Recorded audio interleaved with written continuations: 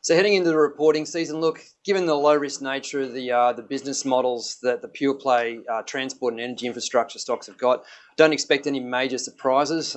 Those with patronage risk, volume risk, do actually pre-release their data. For the airports, they pre-release their volume. For the toll roads, they pre-release their toll revenue data.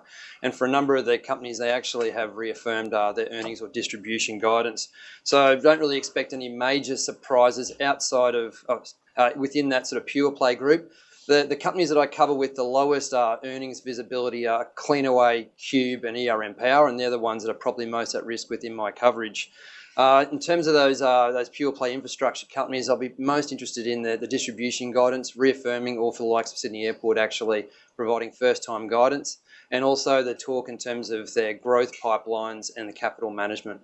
If I could just touch on just some of the notes that I've published just recently, put through a number of notes over the last week or so. First up, MQA. That's my strongest buy at the moment. Target price $6.26 versus a close of $5.02, 4% yield. The toll revenue data that they release shows some very strong revenue growth coming through on their French toll road. Unfortunately, a little bit weaker than expected on their Dulles Greenway asset. The big valuation event, though, that came through recently was a legislated cut to the French corporate tax rates, taking them down from 33% to 28% in 2020. So that's had a big impact on my val. It pushed it up by about 9%. In terms of short-term catalyst, Dulles Greenway asset sale process, as we know, is underway. I value that asset with my DCF. It implies about a 21 times EBITDA multiple. There have been transactions that have occurred over in the US in the toll road space that are around about 30 times or more. Now, each 1 times turn on that EBITDA multiple adds about 10 cents per share to my valuation. I'm not saying it will get to that sort of 30 times level. There's a number of reasons why that will be the case, but it certainly shows the potential upside there over my base case valuation.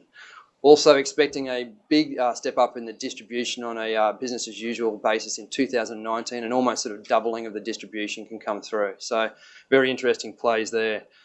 Sydney Airport, target price $7.04 versus $5.85 close, yielding now about 5.9% on my forecast for the 2017 distribution. Overnight, I've upgraded the rating on that stock from hold to add.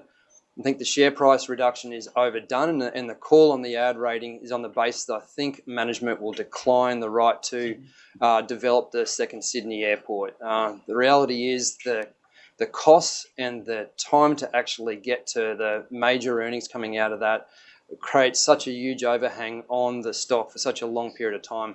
I don't think the board and management will want to proceed with it. So upgraded the rating on that one to an add. I'm targeting for that FY17 guidance number. I'm targeting about 11% growth in the distribution to 34.5 cents.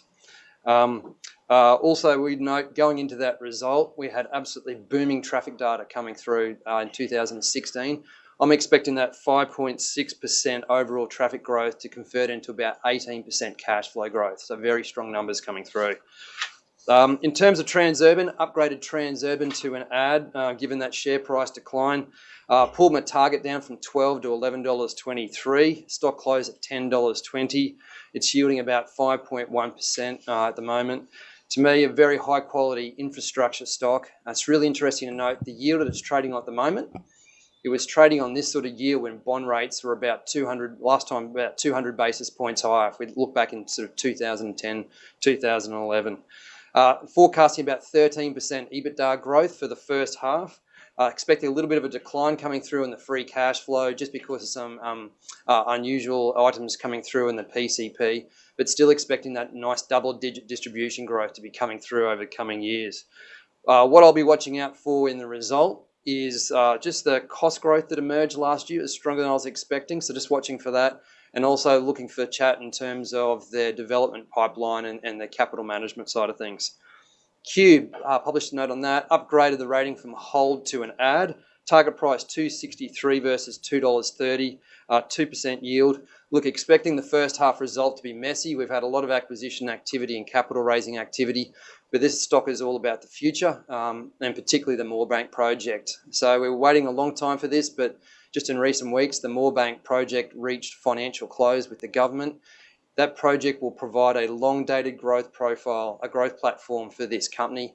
Moorebank will be, in my mind, probably the third most important freight transport logistics precinct in Sydney behind the port and the airport, and it'll be that important once it's fully developed. ERM Power downgraded the rating on that stock to reduce. Target price 99 cents versus a $1.21 share price. Share price has run way too hard in my mind. I was trying to work out why that was the case, and I think it's because we're hearing a lot of reports about the wholesale electricity prices are really booming. I think maybe investors were trying to find the best exposures to that really strong prices. So they've, obviously AGL's had a good run. They're looking then to the second tier retailers, ERM being one of them. The reality is the complexities within ERM's business model means that they don't necessarily directly benefit from those higher electricity prices. In fact, I'm targeting about a 17% decline in EBITDA and a 40% decline in EBIT for the first half. I really think also there's a risk of a cut to the dividend. They've managed to hold that 12 cents per share annual payment steady for a number of years now, but I think there's a real risk that that will be cut. They have done a transaction which accelerates the usage of their tax losses, which means they can start paying tax and franking the dividend. And I think they could use that as a way to explain cut to the dividend while having the grossed up amount being much the same as a 12 cent unfranked. So just something to watch out for there. I'm targeting an 8.4 cent instead of 12 cent number, but it could actually be a lot less given the payout ratio is just so high.